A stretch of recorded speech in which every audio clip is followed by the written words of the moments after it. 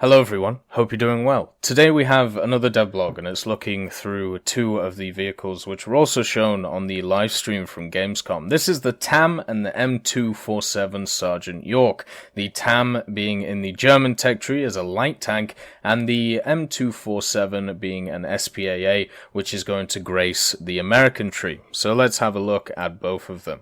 The TAM, even though the Argentinians class it as a medium tank, the Germans, at least when it's in War Thunder, will be classed as a light tank. This will mean that it will probably be after the Begleitpanzer, because on the live stream it was at 9.0, and the Begleitpanzer right now being at 8.7, it makes sense that this new machine would be at above it in the tech tree being at 9.0. The TAM is a tank which, jointly developed by Argentinian and German engineers in the 1970s, it was intended to replace the outdated World War II tanks in service with the Argentinian army at the time. Tankers can look forward to the addition of the TAM and to the German ground forces tech tree with the release of update 1.81. One of the TAM's highlights is its primary cannon armament, equipped with an Argentinian FMK 4 Modelo 1L, derivative of the British 105mm L7 cannon, sporting a wide selection of highly effective ammunition choices ranging from fin-stabilized sub-caliber rounds over HESH and heat. The TAM is perfectly suited for engaging a multitude of targets, even at longer ranges. Apart from the main cannon, TAM drivers will also have two 7.62 machine guns, one mounted coaxially, and one on top of the turret to serve as an anti-aircraft deterrent. So, what we're basically getting out of this machine is a light tank. Now, I didn't see it get tested in a custom battle, which I would have loved to see, because then we could see if it had the scouting mechanics on it. But if we look at the general armor layout that you see before you, in this picture, the upper glacis is 50mm, quite heavily sloped, but it shouldn't really be able to stop anything. The lower glacis is, I believe, 50 to 30, and the turret itself, the turret front, is 30mm. So we're not talking about a machine which has a lot of armor. On top of this, because the turret is 30mm, it's on the cusp of being able to be hull broken, which is something that I haven't seen a lot of talk of with some of these new vehicles, but the two that we see in this devblog definitely should, at least it's a conversation to be had. The L7 that is on it, I like to call it the L7, obviously it isn't, but it's literally an L7 which was produced by the Argentinians. So in my head it's an L7. The rounds that it was able to use were the same rounds that you found on the Leopard A1A1. The main one, of course, that is going to be used is the APF SDS. So we have another example, just like the Char 25T, of a light tank which is starting to get quite beefy guns on them. A lot of light tanks in the game, the reason why the scouting mechanic was so nice for them was that their guns were generally subpar for the BRs that they stood at. And with that said, with the addition of the Char 25T, and the TAM, what we're getting is similar or the same guns from the AMX M4 and the Leopard A1A1, but at lower BRs now, since it's a light tank. So, with that said, these light tanks, power-wise, should be quite competitive, since the armor part of rank 4, 5, and 6 has been diminished past 6.7 quite significantly. The only vehicles which kind of stand up in a way is the IS-7, the gift vehicle, which has just been added, and also stuff like the M103 and the Conqueror with its extra spaced armor now. So with that said, the majority of vehicles rely on their speed and their gun the most, and the TAM, it has a stabilizer, it has the A1A1's L7 with all of its ammunition, it has good maneuverability, not as fast as I thought it would be when it was in the test drive arena, but then again, maybe I was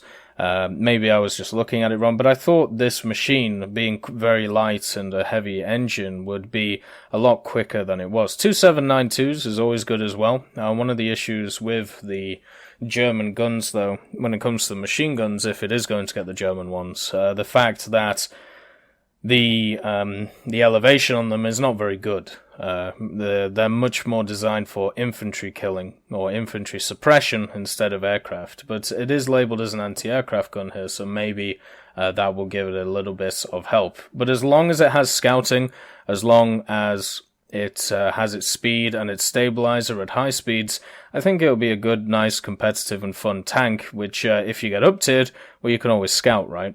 And your APF SDS, once you unlock it, will at least try and get you through the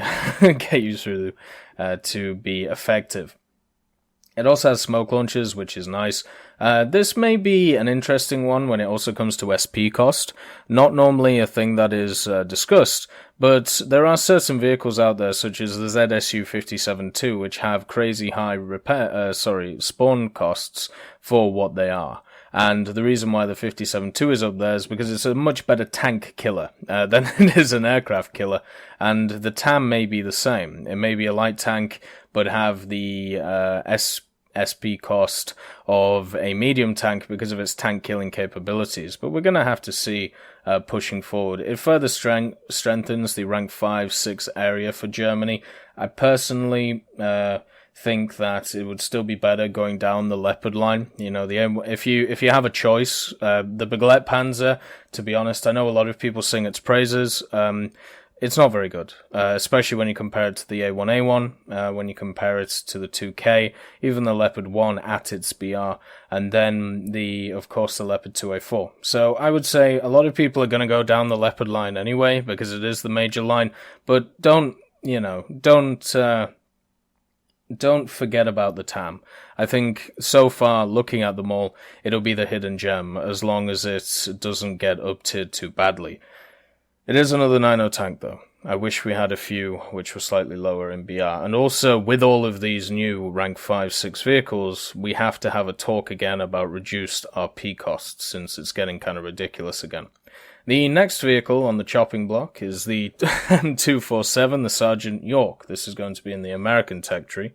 And it's the M247 Sergeant York. Is an American SPAA, developed in the late 70s as a much-needed replacement to the outdated M42 Duster and M163V ADS. Although its development was far from smooth or successful, the M247 brought with it several modern design choices to the American SPAA concept. Eager to receive a second chance at fulfilling its historical role, the Sarge has set out to join the top-tier battles of War Thunder in the upcoming update 1.81. In War Thunder, the M247 Sergeant York will be a new rank 6 SPAA for the American Ground Forces tree.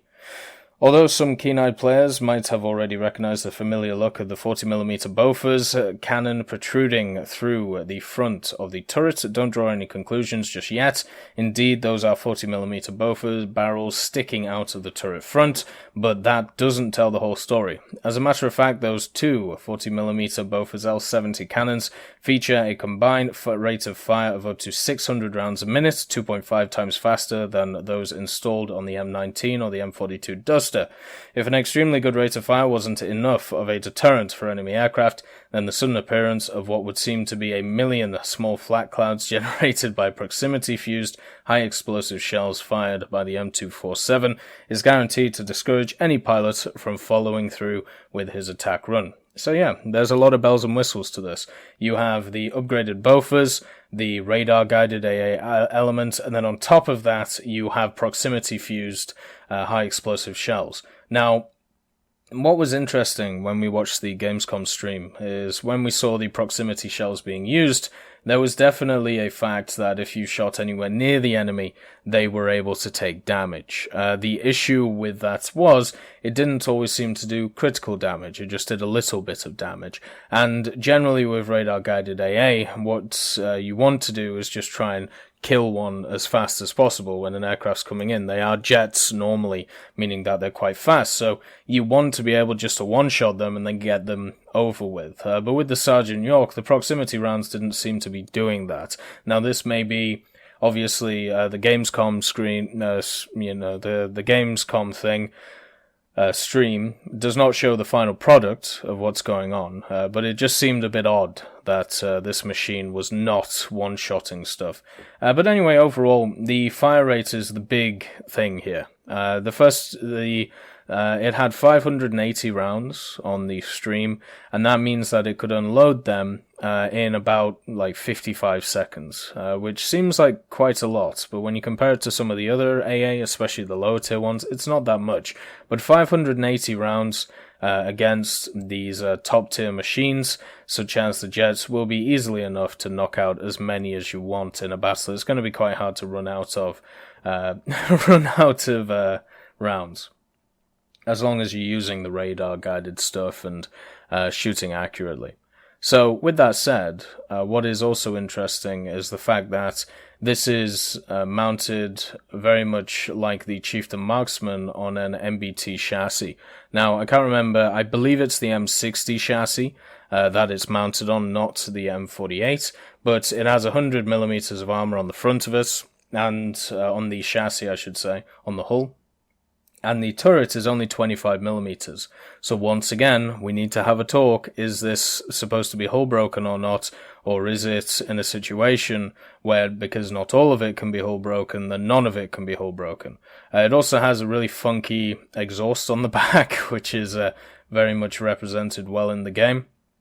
But overall, does America need another top tier AA? This is definitely better than the Vulcan, but it was at 8.0, so it's not as if it was a higher BR. Maybe they will eventually make it a higher BR, but it just seems odd that this is what they pick. I understand last patch we got the Chieftain Marksman, which was really nice, so basically everybody has a top tier AA. But do we need the Sergeant York? I don't think so, but it's still cool to have. And when it comes to its tank killing capabilities, well, it won't be too good unless it gets to the side of them. The rate of fire on the Bofors is what to be scared of once you're fighting this thing, though. Overall, though, two wonderful picks. Once again, very high tier. Hopefully, we either get a reduced RP cost of these vehicles, or it gets to a point where we actually see some more mid-tier stuff as well. I hope you all have a wonderful day, and I'll see you next time.